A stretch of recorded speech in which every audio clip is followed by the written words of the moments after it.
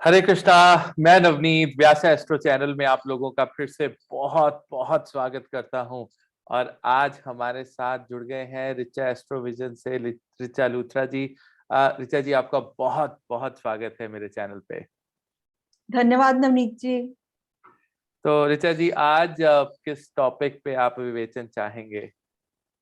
तो नवनीत जी, आज के इस वीडियो में हम चर्चा करना चाहेंगे कि दग्ध राशियां, जिन्हें कि बर्निंग साइंस भी बोल सकते हैं या फिर राशिज ऑन फायर भी बोल सकते हैं। तो जो भी राशियां, दग्ध राशियां हमारे बर्थ चार्ट में हैं, तो वो किस तरह से हमारे जीवन में इंटरनल पेन, सफरिंग और कुछ बहुत बड़ा करने की डिजायर को शो करती हैं। तो आज के इस वीडियो में हम ये भी चर्चा करने वाले हैं कि ये जो दग्ध राशियां हैं, ये हमारे जीवन में दोनों ही तरह से मैनिफेस्ट हो सकती हैं, पॉजिटिव वे में भी और नेगेटिव वे में भी। तो अगर ये पॉजिटिवली मैनिफेस्ट हो रही हैं किसी व्यक्ति के जीवन में, किसी व्यक्ति के बर्थ चार्ट में, तो ये कुछ बहुत बड़ा करने की डिजायर को शो करती हैं। और इसके विपरीत अगर ये नेगेटिवली मैनिफेस्ट हो रही हैं किसी व्यक्ति के बर्थ चार्ट में, तो ये इंटरनल पेन और सफरिंग को शो करती हैं। और स्पेशली अगर वीनस किसी व्यक्ति के बर्थ चार्ट में लियो साइन में प्लेस्ड हो, सिंह राशि में प्लेस्ड हो और वो दग्ध राशियों में आ जाए, तो इतना तय है कि व्यक्ति के जीवन में मैरिज और रिलेशनशिप से संबंधित इंटरनल पेन और सफरिंग जो है वो रहने वाली है।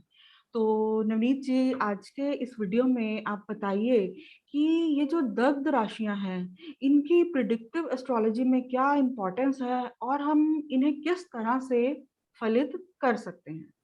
बिल्कुल रिचा जी, बहुत ही अच्छा आपने टॉपिक ये चुना है। देखिए, सबसे पहले तो एक राशि दग्ध किस प्रकार बनती है, कोई ज़्यादा लंबा लॉजिक नहीं है उसमें। बहुत ही सिंपल तरीके से मैं समझाऊँगा। और दग्ध राशियाँ किसके ऊपर आधारित हैं? What are the basis for a दग्ध राशि टू बिकम अ दग्ध राशि? तो उसके बारे में पहले मैं थोड़ी-सी चर्चा 2-4 मिनट, 5 मिनट लूँगा। और मैंने देखा कि आपने जिस तरह से इंट्रोडक्शन दी है, तो आपने भी काफ़ी रिसर्च जो है दग्ध राशियों पे की है। तो मिलकर कुछ 2-3 चार्ट्स भी हैं, उनके ऊपर विवेचन करेंगे। प्रेडिक्टिव एस्ट्रोलॉजी को हम आगे बढ़ाएँगे। और मैं सबसे पहले तो अपने जो मेरे गुरु हैं, उनके कमल चरणों पे मैं प्रणाम करता हूँ, पंडित संजय रथ जी। और बहुत बहुत बड़ा योगदान उनका मेरे जीवन में रहा है। और जितने भी मेरे व्यूअर्स हैं, जो मुझे दिल से प्यार करते हैं, चाहते हैं, उनको भी मैं शत-शत नमन करता हूँ। तो ऋचा जी, मैं सबसे पहले व्हाइट बोर्ड जो मेरा फ़ेवरेट है, मैं उसको लेकर आऊँगा और थोड़ा-सा आपको मैं दग्ध राशि तिथि के बारे में जानकारी दूँगा। और फिर फटाफट से हम स्विच कर जाएँगे टुवर्ड्स एग्ज़ाम्पल्स, कुछ चार्ट्स हम दिखाएँगे। सो बिना व्हाइट बोर्ड के मुझे किसी भी कक्षा में या किसी भी वीडियो में मज़ा ही नहीं आता है। देखिए, पंचांग के अंदर एक सबसे इम्पोर्टेंट अंग जो है वो तिथि है। बहुत ही लेमैन टर्म में हम तिथि को बोलते हैं कि tithi is nothing but it is combination of day and night, right? So ये एक हम एक journal, it is the combination, it is the emotional side of Chandra and a strong side of Surya. So day and night का जो combination है, उसको हम तिथि कह देते हैं। परंतु जैसे पंचांग में 5 तत्व हैं, जो तिथि का तत्व है ऋचा जी, वो जल तत्व है, इट इज़ वाटर। ओके। सो जो तिथि है, बेसिकली ये इमोशंस के साथ जुड़ी हुई एक चीज़ है। आपके जो दिन बर दिन इमोशंस आपके जीवन में डेवलप होते हैं, उसको जो है तिथि रिप्रेजेंट करती है। अब अगर हम बहुत ही डिटेल्ड ज्योतिष में जाएँ, तो हमें ये मालूम है कि जो राशियाँ हैं, वो सूर्य ने क्रिएट की थी। और जितने भी जो नक्षत्र हैं, वो चंद्रमा से जो है आधारित हैं, क्रिएटेड हैं। तो यहाँ पर मैं आपको कुछ सिंपल लॉजिक बताना चाहूँगा कि किस प्रकार ये तिथियाँ बनती हैं।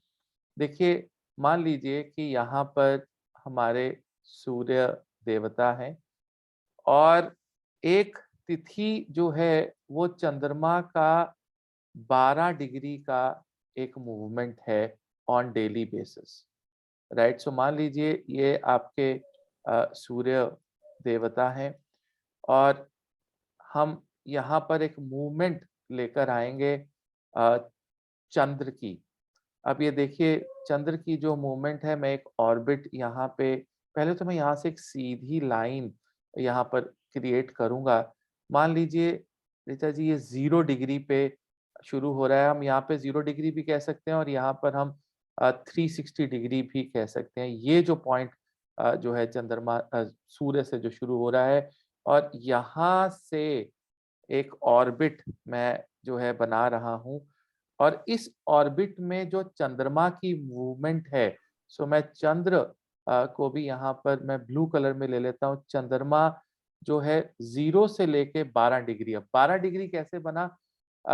सिंपल कॉन्सेप्ट है कि अगर 360 डिग्री का ब्रह्मांड है और अगर चंद्रमा 12 डिग्री रोज मूव करता है तो अप्रोक्सीमेटली आप लगा लीजिए कि हमारे पास 30 तिथियां जो है एक महीने के अंदर आ जाती हैं और एक तिथि की जो ड्यूरेशन है जो रहती है which is basically from 19 hours to 26 hours, 26 घंटे, 19 घंटे से 26 घंटे depending upon the motion of the चंद्रमा, राइट? जिस तरह की उनकी मूवमेंट है, स्पीड है, उस पर डिपेंड करता है।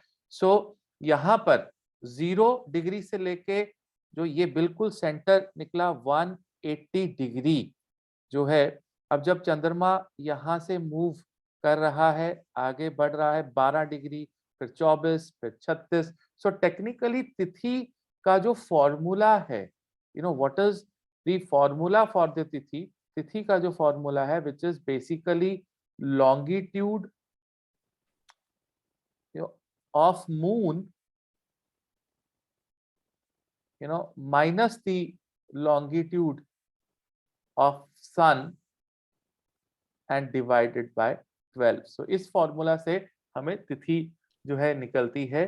तो ऋचा जी 12 डिग्री, 24, 36, 48 इस तरह से जब बिल्कुल एंड में यहाँ पर 168 डिग्री से लेके 180 डिग्री की जो तिथि है, तो ये यहाँ से अप्रोक्सीमेटली शुक्ल पक्ष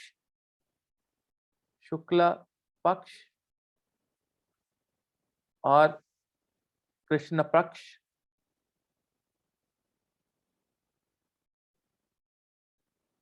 हम इस तरह से जो है कैलकुलेट कर रहे हैं। शुक्ल पक्ष जो है it is also waxing moon and then it is also the warning moon. और अच्छा जी यहाँ पर आप ये देखिए कि यहाँ पर जब चंद्रमा पहुंचेगा एग्जैक्टली 180 डिग्री पे, so from sun when moon is exactly 180 degree, this is called Purnima, this is called Purnima, क्योंकि सूर्य के बिल्कुल ऑपोजिट है चंद्र और सूर्य की पूरी लाइट चंद्रमा पे पड़ रही है और यहाँ पर एक ऐसी शक्ति जो है वो प्रज्वलित होती है जो भगवान कृष्ण को रिप्रेजेंट करती है, completely shining Krishna Vishnu.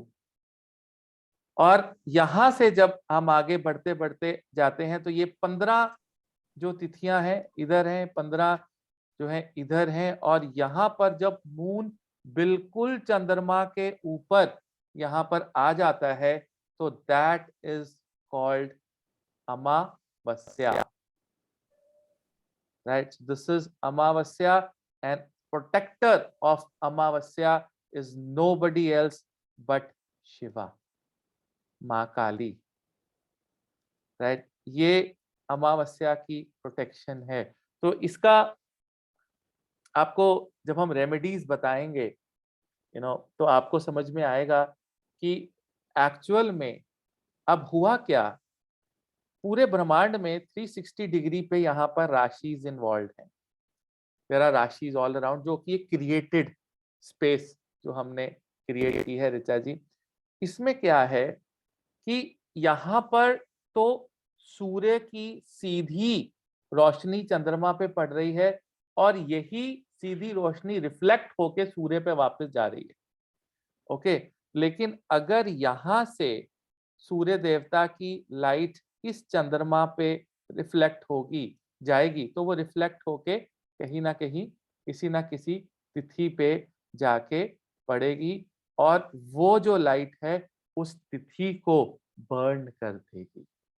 Okay, just because of the reflection of the light, ऐसे ये लाइट थी सूर्य की, ये चंद्रमा पे पड़ी और वो रिफ्लेक्ट हुई, लेकिन वो इस एंगल पे थी, इस डिग्री पे थी कि वो वापस सूर्य में नहीं गई, वो किसी राशि पे जाके गिर गई और वो राशि गॉट बर्न्ड। दैट राशि बिकेम्स द जीरो राशि। That is the pain, that is the agony. So 12 12 12 360 degree में 30 दिन कंप्लीट, अमावस्या, पूर्णिमा और प्रतिपदा से जो है तिथियां शुरू हो जाती हैं। इस प्रकार दग्ध राशियां, और जो दग्ध राशियां हैं कि प्रथम तिथि प्रतिपदा में कौन कौन सी राशियां हैं, there is a concept of frog jump, जो हम डिटेल में हम अपने ज्योतिष भूषण की कक्षा में बच्चों को समझाते हैं, सिखाते हैं, क्योंकि वो अपने आप में एक लंबा कॉन्सेप्ट है। परंतु अभी जो सॉफ्टवेयर्स हैं वो इजीली हमें कैलकुलेट करके बता देते हैं। सिंपली आपको अपनी ऑप्शन एक्टिवेट करनी होती है तो 1 सेकंड में आपको सॉफ्टवेयर बता देगा कि ये 2 दग्ध राशियां हैं कुंडली के अंदर। दग्ध का मतलब अग्नि, बर्न, पेन, राइट, और उनके ऊपर जो ग्रह आते हैं वो भी जो है वो कहीं ना कहीं पर बर्न हो जाते हैं, फ्राई हो जाते हैं। और technically there are some exceptions जिसके बारे में आज हम चर्चा करेंगे कि कुछ ग्रह ऐसे हैं, जैसे आपने शुरुआत में कहा कि जबरदस्त पॉजिटिव रिजल्ट देने के लिए भी वो तात्पर होते हैं, लेकिन कहीं ना कहीं पर मैक्सिमम ऑफ द टाइम अगर केंद्र या त्रिकोण में ऐसी जो है स्थिति बन जाए दग्ध राशि की और उसमें एक योग कारक ग्रह अगर वो वक्री नहीं है तो आके बैठ जाए, तो वो उसमें काफी नुकसान जो है वो उठाना पड़ता है। तो सबसे पहले तो दग्ध राशियों को समझना ही ब्रह्मांड के लेवल पे, एस्ट्रोनॉमिकल लेवल पे समझना बहुत जरूरी था कि कैसे रिफ्लेक्शन चंद्रमा के ऊपर से सूर्य की लाइट जो होकर उन्होंने कई राशियों को जो जलाया। तो मैं आपके साथ एक टेबल यहाँ पर शेयर करूंगा ऋचा जी, जिसमें मैं आपको ये बताना चाहूंगा कि किस तिथि को जो है, तो शुक्ल पक्ष और कृष्ण पक्ष, यहाँ पे एसपीकेपी मैंने लिखा है, और यहाँ पर प्रतिपदा में तुला और मकर जो तिथियां हैं, ये जो है कहीं ना कहीं पर दग्ध जो है दग्ध राशियां बन जाती, नॉट तिथि। सो प्रतिपदा तिथि पे तुला और मकर जो राशि है, राइट, वो कहीं ना कहीं पर दग्ध राशि है। द्वितीय पे आपका धनु और मीन, तृतीय पे सिंह और मकर, चतुर्थी तिथि पे वृषभ और कुंभ, पंचमी पे मिथुन और कन्या, षष्ठी पे मेष और सिंह, सप्तमी पे कर्क और धनु, अष्टमी पे मिथुन और कन्या, नवमी तिथि पे सिंह और वृश्चिका, दशमी पे सिंह और वृश्चिका, एकादशी पे धनु और मीन, त्रयोदशी पे वृषभ और सिंह, और कहीं ना कहीं पर चतुर्दशी कृष्णा 14 के 14 पे 4 राशियां मीन, धनु, मिथुन और कन्या दग्ध राशियां बन जाती हैं। इसीलिए ये एक जो है ऑस्पिशियस तिथि नहीं मानी जाती है, लेकिन हम डेफिनेटली एक जबरदस्त एग्जाम्पल देंगे जहां पर इस कृष्णा चतुर्दशी में भी एक जबरदस्त रिजल्ट जो है वो आपको देखने को मिलते हैं। और यहाँ पे पूर्णिमा और अमावस्या में कोई दग्ध जो है राशियां नहीं है। वो दग्ध राशियां इसलिए नहीं है ऋचा जी क्योंकि उनकी प्रोटेक्शन शिवा और कृष्णा कर रहे हैं। भगवान कृष्ण सीधे जब आमने सामने सूर्य और चंद्रमा हो गए तो यही सूर्य की लाइट रिफ्लेक्ट होके बैक 180 डिग्री सूर्य पर गई, राइट? और कहीं ना कहीं पर अमावस्या में बिल्कुल आमने सामने, तो पूरी लाइट ही ऑब्जर्व सूर्य के अंदर वो चली जाती है। और भगवान कृष्ण और शिवा, ये दो ही ऐसी शक्तियां हैं जो इंसान को दग्ध राशियों के अंदर, अगर आपके ग्रह हैं, वहां से बचा सकती हैं। तो ये दग्ध राशियां हैं तिथियों के अगेंस्ट। और जब हम सॉफ्टवेयर खोलते हैं अपना, इजीली जो है वहां पर हमें समझ में आ जाता है कि ये राशियां दग्ध राशियां हैं, और उन ग्रहों का विवेचन जो है हम कर सकते हैं। तो मैं विलंब नहीं करूंगा, I will not wait, I will just open the the charts. तो इसमें सबसे पहले ऋचा जी, नरेंद्र मोदी जी का चार्ट, माननीय प्रधानमंत्री हैं हमारे भारत के, सो उनका चार्ट जो है हमने यहाँ पर लिया है। अब आप देख रहे हैं कि इनके लिए हमें सिंपली कुछ नहीं करना है, हमें बेसिक कैलकुलेशन में जाकर उनका पंचांग देखना है। तो शुक्ल षष्ठी का इनका जन्म है। तो षष्ठी के अंदर इनकी जो तिथियां दग्ध राशियां आई हैं, मैंने एक्टिवेट कर रखा है इस सॉफ्टवेयर में। तो ये जो रेड कलर की जो दो राशियां आपको नजर आ रही, बाकी सारियों का ब्लैक कलर है, यहाँ पर रेड कलर की जो दो राशियां हैं, ये दग्ध राशियां हैं। यहाँ पर नरेंद्र मोदी जी की जो राशि है मेष राशि, और कहीं ना कहीं पर सिंह राशि जो है ये दग्ध राशि। और अब आप ये देखिए कि यहाँ पर दो ग्रह हैं, शनि और शुक्र, और इसमें कोई ग्रह नहीं है। और यहाँ का अगर कोई ग्रह ना हो किसी भी दग्ध राशि में, पहली बात तो अच्छी बात है, लेकिन दूसरी बात, उसका जो स्वामी होता है उस राशि का, जैसे इस केस में इस राशि का स्वामी मंगल है, तो मंगल अग्नि लेकर उस दग्ध राशि की उस घर में जाकर बैठ जाता है जिस घर में उसको जगह मिली है। तो ये इस प्रकार दग्ध राशियां जो है आप उनका इजीली आइडेंटिफाई कर सकते हैं। लेकिन अब मैं आपको अपॉर्चुनिटी दूंगा, क्योंकि हमने भी अपनी कक्षा में आपको सबको बहुत इसका हमने रिसर्च आपको दी, और आपने भी बहुत अच्छी रिसर्च इस पे की है। ऋचा जी, क्या कहना चाहेंगे नरेंद्र मोदी जी के चार्ट को देखकर? आप थोड़ा सा विवेचन करें यहाँ पर जी। ब्यूटीफुल एक्सप्लेनेशन नवनीत जी, आपने बहुत ही एक डिफिकल्ट कॉन्सेप्ट को बहुत ही इजी वे में समझाया। और ये देवगुरु बृहस्पति की आपके ऊपर अत्यधिक कृपा है कि आप बहुत मुश्किल से मुश्किल कॉन्सेप्ट को बहुत इजीली दूसरों को समझा पाते हैं। तो नवनीत जी, यहाँ पर देखिए, जैसे कि माननीय प्रधानमंत्री जी का बर्थ चार्ट है हमारे सामने। तो आज हम ये देखने जा रहे हैं इसकी हम दग्ध राशियों को किसी बर्थ चार्ट में किस तरह से फलित कर सकते हैं। जी। किस तरह से दग्ध राशियों के थ्रू हम किसी व्यक्ति के बर्थ चार्ट में एक इंटरनल पेन, सफरिंग और कुछ बहुत बड़ा करने की जो डिज़ायर है, उसके बारे में हम जान सकते हैं। तो देखिए, जैसा कि हमें दिखाई दे रहा है इनके मोदी जी के बर्थ चार्ट में 10th हाउस में है सिंह राशि, दग्ध राशि है। और जो दूसरी दग्ध राशि है वो छठे भाव में आ रही है। जी। तो देखिए, यहाँ पर जैसे कि मैंने वीडियो के शुरू में ही बोला था कि अगर किसी व्यक्ति के बर्थ चार्ट में अगर वीनस, शुक्र जो कि मैरिटल हैप्पीनेस का नेचुरल सिग्निफिकेटर माना जाता है, तो अगर शुक्र लियो साइन में प्लेस्ड हो, सिंह राशि में प्लेस्ड हो, और उसके बाद वो दग्ध राशि में भी अगर वो आ जाता है, तो इतना तय है कि व्यक्ति के जीवन में मैरिज और रिलेशनशिप से संबंधित इंटरनल पेन और सफरिंग रहेगी।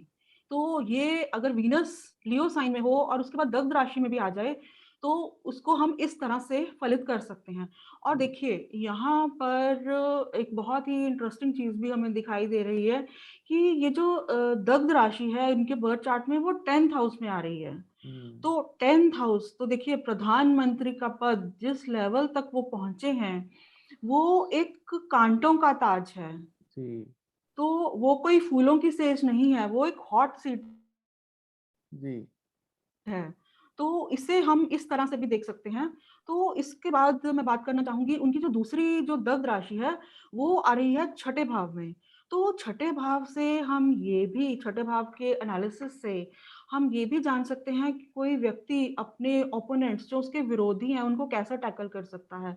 किस तरह से रोग, ऋण, रिपु जिन चीज़ों को छठा भाव जिन भी चीज़ों को रिप्रेज़ेंट करता है, उन सब चीज़ों को कोई व्यक्ति अपने जीवन में किस तरह से और किस हद तक किस क्षमता के साथ उसको टैकल कर सकता है। तो देखिए, अगर किसी व्यक्ति के बर्थ चार्ट में छठे भाव में दग्ध राशि आती है, तो ये एक बहुत ही पॉज़िटिव बात है। ये प्लेसमेंट व्यक्ति को इनविंसिबल बनाती है। तो देखिए, अब हम यहाँ पर कोई राजनीति की बात नहीं कर रहे।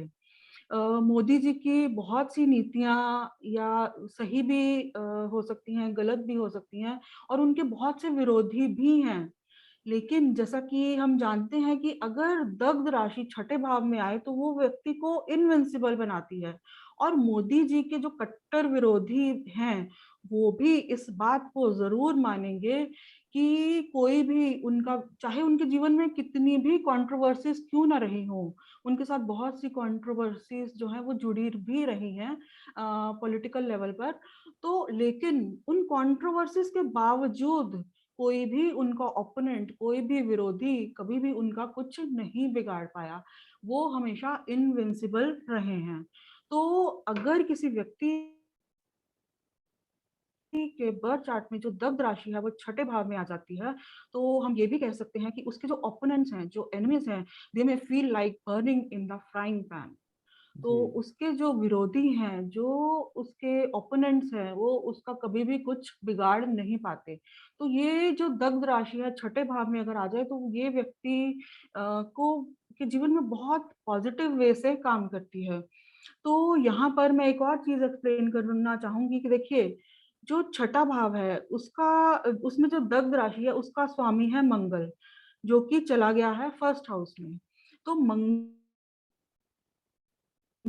फर्स्ट हाउस में चंद्रमा के साथ है, तो दग्ध राशि का स्वामी छठे भाव की दग्ध राशि का स्वामी मंगल चंद्रमा के साथ है, जो ये प्लेसमेंट उनको जो है इमेंस मेंटल स्ट्रेंथ प्रदान कर रही है। जी, लेकिन देखिए, वो जिस लेवल पर पहुँचे वहाँ तक पहुँचने में उन्होंने बहुत संघर्ष किया, बहुत इंटरनल पेन रही जीवन में, जो कि बहुत से लोगों को हो सकता है वो दिखाई नहीं दे। जी, लेकिन छठे भाव में जो कि दग्ध राशि है उसका स्वामी मंगल अगर लग्न में चला गया, चंद्रमा के साथ प्लेस्ड है, वो इमेंस मेंटल स्ट्रेंथ दे रहा है, विपरीत से विपरीत परिस्थितियों में संघर्ष करने की। लेकिन वो जीवन में इंटरनल पेन भी उसकी वजह से रही है। उस संघर्ष के पीछे एक दर्द भी हमेशा छिपा रहा है। तो यहाँ पर मैं एक और जी, चीज़ भी शेयर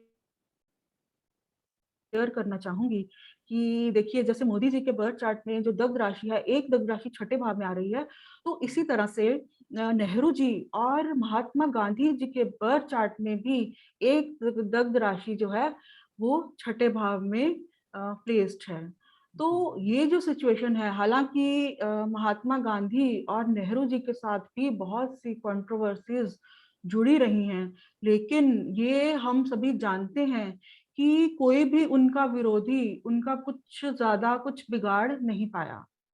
जी, तो ये जो उनको इनविंसिबल बनाने की जो फायर है, जो शक्ति है, जो एनर्जी है, जो एक हिडन फोर्स है, वो छठे भाव में जो दग्ध राशि उनके बर्थ चार्ट पे है, वो वहाँ से आती है।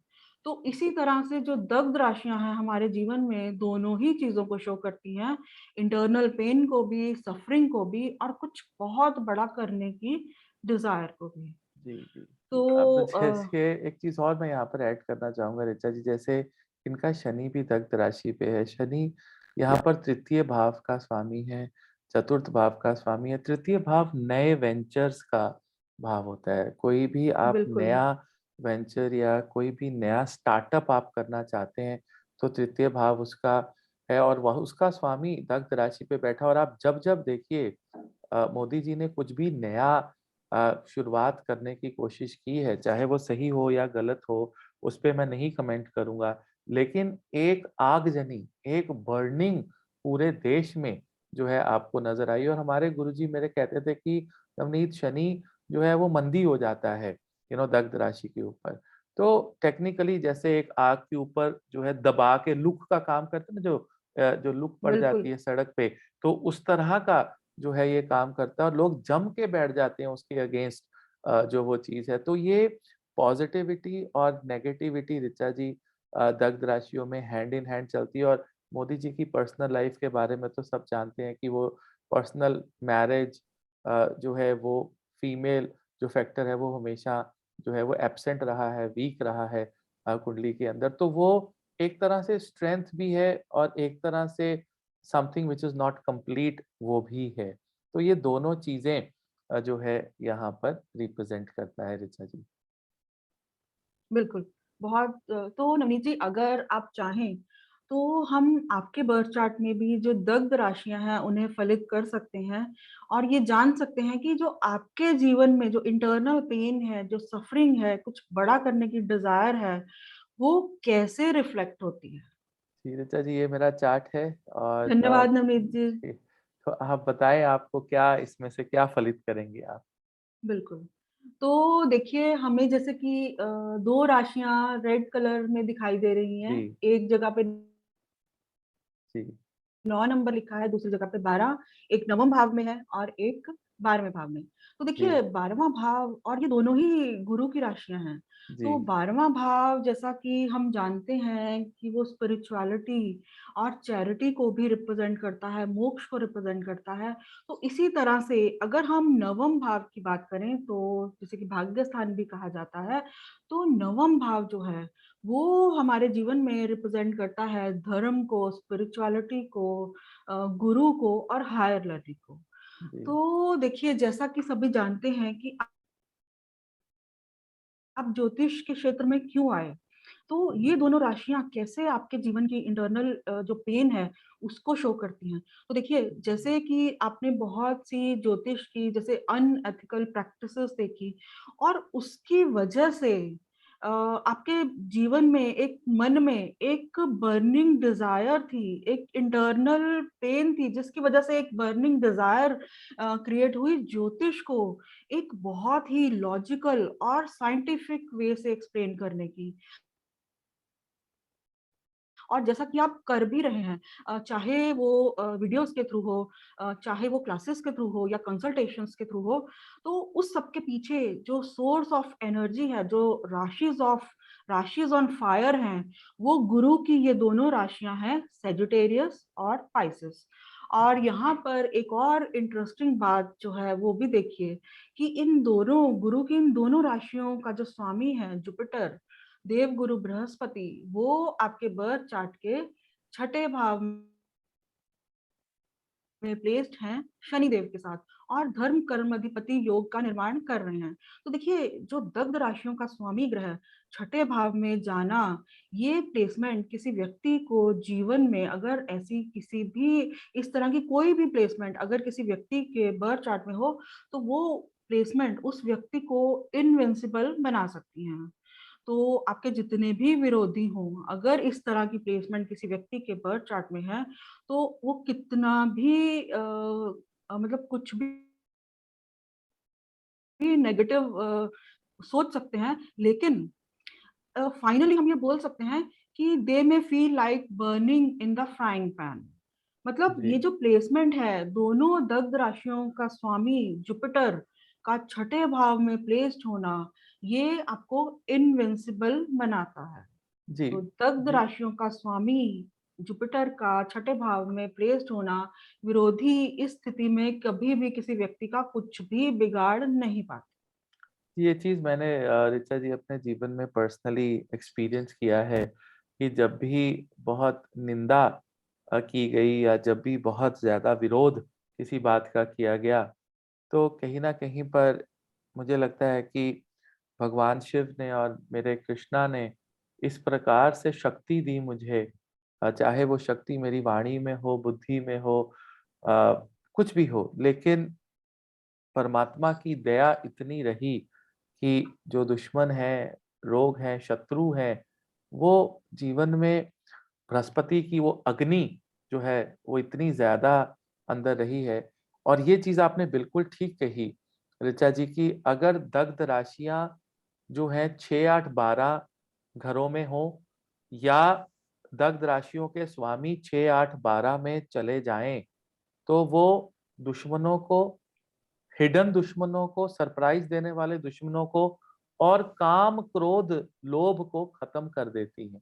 और बिल्कुल, इसके साथ-साथ मेरी एक बर्निंग डिज़ायर ऋचा जी दान पुण्य को लेकर भी है। क्योंकि द्वादश भाव यहाँ पर है तो द्वादश भाव में अग्नि है, जल रहा है मन में कि कुछ दान करें, पुण्य करें, गायों के लिए, पंछियों के लिए, गरीबों के लिए करें और मेरा एक छोटा-सा नारायण सेवा मिशन भी है जो मेरे बिल्कुल, स्टूडेंट्स मिलके चलाते हैं और हम हर अमावस्या, पूर्णिमा के दिन और संक्रांति के दिन हम जो है थोड़ा पैसा इकट्ठा करके गौशालाएँ में, वृंदावन में, लुधियाना में जो है ब्लाइंड स्कूल के अंदर गरीब बच्चों को कोई एक्सीडेंटल केसेस हैं, उनको और हम उन पे बहुत सा पैसा जो है दिल खोल कर हम लगाते हैं। हम कभी भी हमने किसी को मना नहीं किया अगर जेन्युइनली किसी को जो है मदद की ज़रूरत है।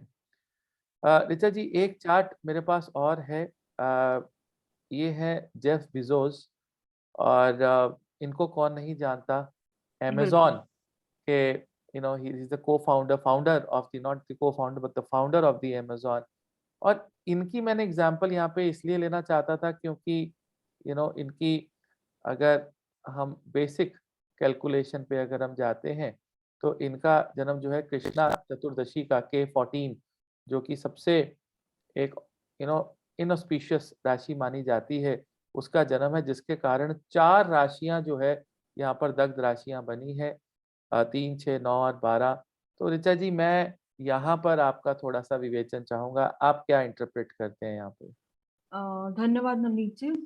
देखिए राहु और केतु जी, यदि दग्ध राशियों में आ जाएँ, तो वो एक्सट्रीमली गुड रिज़ल्ट देने की क्षमता रखते एग्ज़ैक्टली जी, हैं। और अगर कोई रेट्रोग्रेड प्लैनेट भी अगर दग्ध राशि में आ जाए, तो वो भी बहुत अच्छा रिज़ल्ट दे सकता है अपनी दशा या अंतर्दशा में। तो देखिए जी, नॉर्मली हम देखते हैं कि एग्ज़ाम्पल के लिए हम राहु की ही बात करते हैं। राहु जी, अगर किसी प्लैनेट के साथ प्लेस्ड हो, क्लोज़ कंजंक्शन में हो, तो वो उस प्लैनेट के प्रभाव को जो है नेगेटिव करने की क्षमता रखता है। जी, मान लीजिए सूर्य, राहु ही एक साथ हों, तो वो सूर्य के जो पॉज़िटिव जो प्रभाव है, उसमें कमी हो सकती है। जी, लेकिन राहु केतु की अगर हम बात करें तो वो इतने शक्तिशाली हैं कि वो सूर्य केतु को भी ग्रहण लगा सकते हैं। लेकिन जी, अगर राहु केतु दग्ध राशियों में भी प्लेस्ड हों, जी, तो भी उनका कुछ नहीं बिगड़ता और वो बहुत अच्छा रिज़ल्ट देने की क्षमता रखते हैं। जी, तो जो जेफ बेज़ोस हैं, उनके बर्थ चार्ट में हम ये क्लियरली विज़िबल है कि उनके जैसे देखिए चारों केंद्र के जो हाउसेज़ हैं, वो दग्ध राशियों में आ रहे हैं और केतु और राहु भी दग्ध राशियों में है, तो राहु की महादशा के दौरान जो अमेज़न है, उसने एक बहुत मतलब एक नई ऊँचाइयों को छुआ। बहुत सक्सेसफुल रहा उनका जर्नी अमेज़न के सीईओ के रूप में। तो जी, उसके पीछे और स्पेशली मैं एक और बात कहना चाहूँगी कि देखिए अगर सूर्य अत्यंत सभी ग्रहों में अत्यंत तेजस्वी ग्रह है, तो अगर सूर्य ही दग्ध राशि में आ जाए, तो ऐसा व्यक्ति जो है दुनिया को बदलने के सपने देख सकता है, कि उसको लगता है कि क्यों ना मैं पूरी पूरी दुनिया को ही बदल दूँ। जी, तो यहाँ पर राहु और केतु और कोई भी अगर रेट्रोग्रेड प्लैनेट अगर दग्ध राशियों में आ जाए, तो वो अपनी दशा या अंतर्दशा में बहुत अच्छा रिज़ल्ट देने की क्षमता रखता है। तो जी। ये जेफ बेज़ोस के बर्थ चार्ट से क्लियरली हमें दिखाई देता है। जी, लेकिन काफ़ी धारणाएँ ऐसी भी हैं कि अगर योग कारक ग्रह जो है पॉज़िटिव प्लैनेट जो है, अगर अभी तो वो जैसे अगर केंद्र में था तो चलो ठीक है, लेकिन अगर एक पॉज़िटिव ग्रह वक्र होकर दुष्टाना या त्रिक भावों में बैठ जाता है, तो वक्र ग्रह की एक और पहचान और एक आपको एप्लीकेशन मैं बताना चाहूँगा सभी व्यूअर्स को कि वो अपने से एग्ज़ैक्टली ऑपोज़िट भाव के रिज़ल्ट देता है। सो मान लीजिए कि अगर बृहस्पति जो है या इनका बुध जो है मान लीजिए यहाँ है, तो ये एग्जैक्टली ऑपोजिट के रिजल्ट यहाँ पर देता है। लेकिन अगर मान लीजिए कि यहाँ पर इनका बृहस्पति मान लीजिए अगर नीच का हो जाता किसी भी कुंडली में, मान लीजिए यहाँ पर ये दग्ध राशि होती और यहाँ पर जो है बृहस्पति बैठे होते, तो ये बिल्कुल ऑपोजिट घर यानी कि यहाँ पर एग्जॉल्टेड जो है रिजल्ट यहाँ पर देते। तो आपने बिल्कुल ठीक कहा ऋचा जी कि जो रेट्रोग्रेड प्लैनेट है, राहु और केतु हैं, right? They do exuberantly well in the दग्ध राशिज। सो ये 3 चार्ट हैं ऋचा जी जो हमने यहाँ पर विवेचन किया और बहुत से और भी कॉन्सेप्ट्स हैं दग्ध राशियों के साथ जुड़े हुए। लेकिन जो समय है, वो समय अ, के साथ ही चलता है और उसको हम तो धीरे-धीरे नवनीत जी, जी, आप इसकी रेमेडी ज़रूर शेयर करें कि जी, अगर कोई प्लैनेट दग्ध राशियों में है और वो सफ़रिंग दे रहा है, इंटरनल पेन और बहुत सफ़रिंग दे रहा है, जी। तो उसके लिए आप सजेस्ट करें? देखिए सबसे पहले तो अगर आपकी शुक्ल पक्ष की तिथियाँ हैं, ओके, फिर तो आपको 100% अपनी जो डिवोशन है, वो भोले बाबा पे रखनी होगी। आपको माँ काली का उपासक बनना होगा, राइट? बिल्कुल। तो आप काली माँ के मंदिर में जाएँ शनिवार को और वहाँ पर जाकर दुर्गा देवी के मंत्रों पे जाके मेडिटेशन करें, चैंटिंग करें। ओम ऐं ह्रीं क्लीं चामुंडाय विचे इस मंत्र का जितना जाप आप कर सकते हैं करें, प्रसाद चढ़ाएँ क्योंकि हर एक चीज़ जब हम मेडिटेशन करते हैं तो वो मन पे इफ़ेक्ट करता है। जब प्रेयर्स फिज़िकली हम मंदिर में जाते हैं तो हमारे शरीर पे इफ़ेक्ट करता है और जब जाप हम करते हैं तो वो हमारी आत्मा पे जो है वो इफ़ेक्ट जो है ज़बरदस्त पॉज़िटिव इफ़ेक्ट हमारा आता है और जैसे मैंने कहा तिथि जल तत्व है पंचांग में से।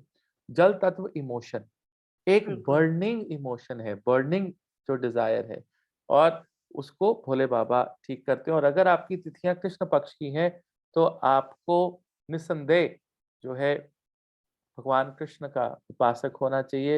हरे कृष्ण महा मंत्र जो है एग्ज़ैक्ट छंदस में है, हरे कृष्णा, कृष्णा कृष्णा हरे हरे, हरे राम, राम राम हरे हरे। तो इस मंत्र का कम से कम 16 माला जो है 16 डायरेक्शंस में जाती है। तो आप इसका अगर आप जाप करें, तो जो भी ग्रह आपके दग्ध राशियों में फ्राइंग पैन की में जो है एक फ्राई हो रहे हैं, कहीं न कहीं पर आपको बहुत जल्दी जो है आराम उस चीज़ से आपको अवश्य मिलेगा। तो ये 2 रेमेडीज़ हैं ऋचा जी, जो आप कर सकते हैं। बहुत सिंपल रेमेडीज़ हैं, राइट? अब मैं बहुत ज़्यादा स्पेसिफिक मंत्र जो हैं वो कलयुग में उनका फलित होना केवल एक ही तरीका है कि आपके गुरु के मुख से वो एक पर्टिकुलर नक्षत्र में आमने-सामने बैठकर आपको इनिशिएट किया जाए तो वो काम करते हैं। लेकिन ओम नमः शिवाय प्रसिद्ध मंत्र हैं, ओम ऐं ह्रीं क्लीं चामुंडाय विचे, हरे कृष्णा, कृष्णा कृष्णा हरे हरे, हरे राम, राम राम हरे हरे। इनको मेरे मुख से भी अगर मैं निकाल रहा हूँ, आप कहीं भी बैठ के इनको सुन रहे हैं, your solution will be done, आपका सॉल्यूशन हो जाएगा। तो ये ऋचा जी साइंटिफिक तरीके से मैंने आपको जो है बताया और आपकी इनपुट्स मुझे बहुत अच्छी लगी। मुझे बड़ा अच्छा लगता है कि जब हमारे से सीख कर कोई हमसे भी बढ़िया विवेचन करे तो बड़ा मन को जो है बड़ी प्रसन्नता होती है ऋचा जी। धन्यवाद नवनीत जी। जी। So guys, if you like this video, please subscribe to my channel and I'm sure this video will be on Richa ji's channel as well. और वहाँ भी जाइए, उनको भी सब्सक्राइब कीजिए, शेयर कीजिए, मोटिवेशन मिलती है। Will come up with another video. Till then, Hare Krishna.